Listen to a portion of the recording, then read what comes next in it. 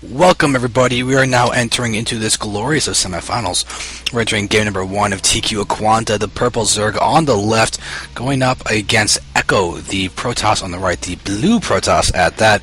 We are playing on GSL Bel'Shir Beach, and right now Echo is the good old person that we saw in the last series, in the last quarterfinals, where he actually defeated Gosu Sonki in a very nice PvT series with a very strong first game where it went mass gateway units and it was very effective on Shattered Temple. Then the second game on Shakura's Plateau, he did a 4-gate and it worked beautifully. Purely Zealots and Stalkers, few Zealots to tank, and Stalkers just really focus fire down the bunkers, and it worked incredibly effectively to take out Sonki pretty one-sidedly, which is very impressive. Especially perfect though, because Sonki went for a no gas expansion, and just didn't quite have the units out to really defend. I mean, bunkers were trying to be repaired, but it just wasn't fast enough for everything that Echo was sending at him. So we'll see what these two players will be able to do, as this Overlord is going directly across the map, because there is only 2 starting positions for this for a specific map. Alright, now this is an odd map in some cases. You do have a natural expansion that is weirdly open, because you've got this full little avenue that the Scantipede sort of guarding, and then you've got another one up here. Both have ramps, but they're just oddly placed. You do have this third base, or you can even go for this gold as a third base. It depends on what you feel like doing. The expansion patterns kind of are like a 2-person Metalopolis in some ways. With the way the expansion patterns just go out and away from your opponent and then turn to be towards your opponent. It's got that same 2-pathway thing, but there's something blocking the middle, and in this case something a little bit larger than that. But you also have cool watchtowers that pop up out of the ground when you actually grab them. So that is always cool to see. But now we're seeing a lot of stuff going here, and there's also an odd wall off that is here, which is really bad for Protoss, because as you can see, Echo can't put down another building down here. If he puts down a cybernetics core, it's going to be a little bit off, and it's not going to help him out, because this is a 1 gateway, 1 pylon wide choke. There's no way to get a space in between them. Like, I guess if you're practicing, you can probably figure out a way to get your gateway here, and then put the pylon here, possibly to get the gateway even higher, and then put your cybernetics core in the middle here to get a choke in the middle of it. I don't really know. I've never actually played on this map. I've only seen it played. We'll see how it turns out. But over here, we do see a Quanda with his hatchery over there after the spawning pool has already started getting the metabolic boost. So we are seeing a good build by Quanda. It's like a speedling opener, and then so this early 16 hatch or so, because it was not getting blocked. Probe is running back. It did get its scout. It saw the hatchery finish, and it saw pretty much everything it needed to and everything it could hope for, and now it's going to just go ahead and stay at the watchtower. Now you can see that it did pop up out of the ground. That's what it looks like now. Used to look like just a single circle. So Quanda does have his little overlord positioning not being able to be seen, so good use of the foliage down there.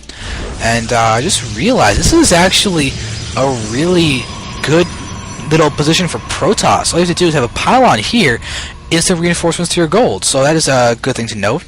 It's also only 5 mineral patches from gold. I just found that out when I just double-clicked on that. So 5 gold minerals. So good little thing to note. It's not normal 6. But now Echo is seeing this Overlord pretty blatantly.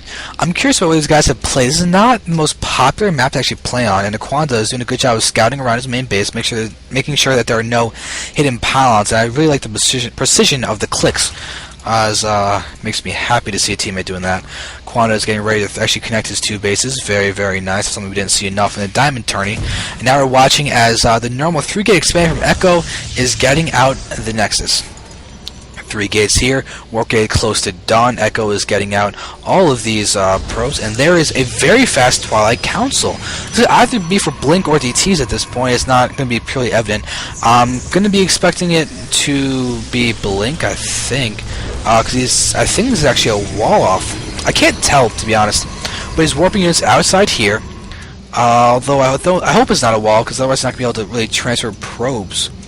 It does have 1 probe here. He's just sitting here. Yeah, it's probably a wall off if that's the case. But here, this Nexus is getting halfway to completion. We can see Aquanda's being able to get a lot of drone saturation. Right now he's up ahead 32 to 30. Same as in the game, you're not going to have that much difference in workers. So now Spinecrawler is coming out on the field. We do see Evo Chamber, fast Evo Chamber from ecco. He might be doing some Ling. Never mind, there's a Roach Warren 2 going down. We're having Lings run around, and ooh, ecco is actually going to be able to hit, oh my god, he's going to be able to possibly take out some of those sentries. No, Echo spams the force field and manages to save himself. Wow, that was a great little thing. All he lost has been one probe this whole game. So that is impressive. And yep, that's not a wall off. So now we get confirmation of that. But now Lings are running around. ecco actually lost a fair bit. And I'm actually surprised he lost that. I wasn't expecting him to take that much damage and deal nothing in response. We are seeing Echo doing a nice forge gateway pylon wall for this top part, give himself a little bit of room to maneuver against those Lings. So I do like Echo's building placement over there. ecco is getting a very fast third. Not very fast, but it is a fast third. We see third and fourth. Now that's fast. That third and fourth, guys, those timing is very fast. We are seeing DTs out of Echo. We did go for DTs instead of going for Blink Stalkers. He's also getting +1 attack. I really like the fast upgrades. This very large gas cannon he's going to be getting is going to allow him to get a lot of Archons too. If the DT rush fails, no worries, you can just get Archons. Now ecco, if he's doing the math, if he sees 5 sentries, he might just assume he killed 1 or 2, but he might not know that. I'm kind of looking around for a proxy pylon, but I don't really think that Echo has any on the field. He has no vision outside of this. In fact, that's his biggest proxy pylon, and there could be 3 DTs coming out. Now ecco does not seem to have any detection. He has an Evo chamber on the field.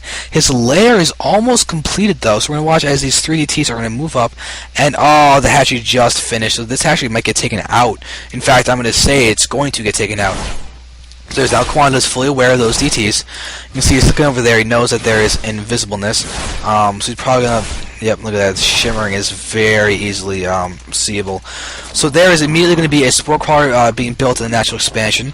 As those broodlings are going to pop, Lings is going to be made. I hope he makes a drone out of this and just uses it to get out this next base. That would just be very nice. But good movement by these DTs. Going to run around, be as present as they can be to hopefully force ecco into doing something stupid, like just running his army through DTs, which has happened in the past, not necessarily with ecco, but just with units in general when you're trying to run around against presence of DTs. It happens against Terran with Bio and all that. And actually, an interesting DT note is that I just watched Grubby's StarCraft 2 commentaries that he did with SteelSeries, and there is an interesting game that he did against BCQT where a single DT basically saved the game at the end. I'm not going to say more than that, but it's kind of interesting.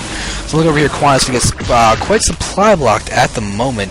DTs are present in the army. No, not really much else at the moment. We do see there is a cannon over here, and actually more cannon. Cannon mineral line.